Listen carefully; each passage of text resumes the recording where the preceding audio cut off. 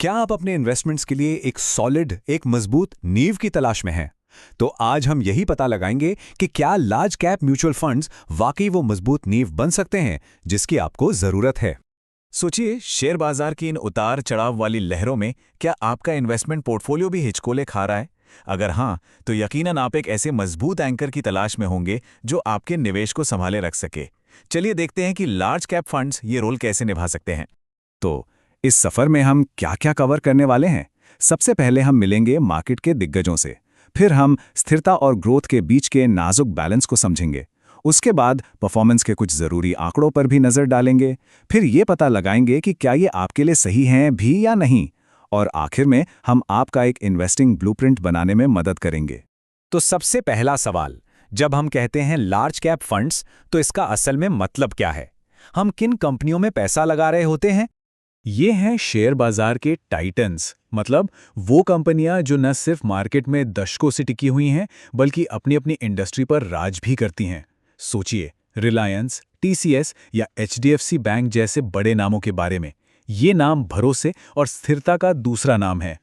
और एक large cap fund क्या करता है? वो बस इन सभी बड़ी बड़ी मजबूत कंपनियों के शेयरों को एक ही बास्केट में डाल देता है, जिससे हमारे जैसे इन्वेस्टर्स के लिए एक ही जगह पर इन सब में निवेश करना सुपर आसान हो जाता है। देखिए, हर इन्वेस्टमेंट में एक तरह का समझौता या ट्रेड ऑफ होता है, और लार्ज कैप फंड्स भी इससे अलग नहीं है। यहाँ वो सबसे बड़ा ट्रेड ऑफ है जिसे समझना बेहद जरूरी है। यहाँ आप तेज तूफानी ग्रोथ की जगह एक शांत और स्थिर सफर चुनते हैं। ये फंड्स आपको बाजार के बड़े बड़े झटकों से बचा सकते हैं, लेकिन बदले में आपको शायद मिड या स्मॉल कैप फंड्स जैसी रॉकेट स्पीड वाली ग्रोथ ना मिले। ये बिल्कुल सुरक्षा और स्पीड के बीच एक क्लासिक चॉइस की तरह है। बातें तो ठीक हैं, पर असल में होता क्या है? चलिए अब कुछ ऐसे आंकड़ों पर नजर डालते हैं जो शायद आपको सोचने पर मजबूर कर दें। ये आंकड़ा वाकई चौंकाने वाला है। स्पीवा इंडिया के हिसाब से भारत में 10 में से 7 से ज्यादा एक्टिव लार्ज कैप फंड्स पिछले 10 सालों में अपने ही बेंचमार्क को बीट नहीं कर पाए। मतलब आप एक प्रोफेशनल को अपना पैसा मैनेज करने की फीस दे रहे हैं और वो सिंपल इंडेक्स से बेहतर भी नहीं कर पा रहे हैं। और हाँ, ये कहानी सिर्फ भारत की नहीं है। जैसा कि आप इस रिपोर्ट में देख सकते हैं, अमेरिका में भी 87% से ज्यादा लार्ज कैप फंड्स S&P 500 को पछाड़ने में नाकाम रहे। तो ये एक ग्लोबल चैलेंज है जो एक्टिव फंड मैनेजर्स फेस करते हैं। लेकिन सारे फंड्स एक जैसे नहीं होते।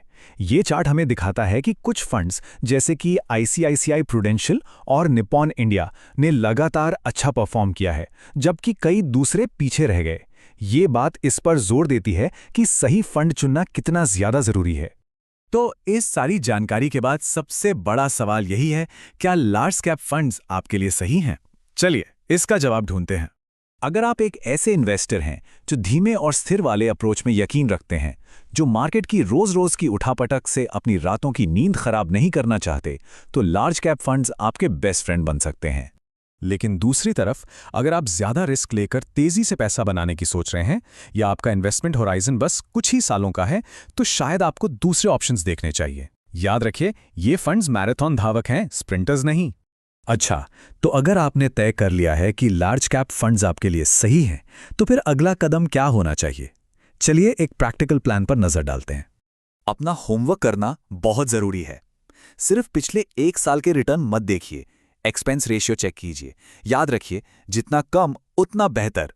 फंड मैनेजर का ट्रैक रिकॉर्ड समझिए, और ये भी देखिए कि वो किन कंपनियों में आपका पैसा लगा रहे हैं। और हाँ, इन्वेस्ट करने का सबसे डिसिप्लिन्ड तरीका है SIP।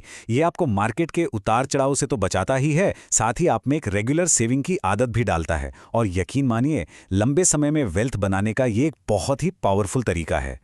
लार्ज कैप फंड्स को अपने पोर्टफोलियो की नींव की तरह समझिए।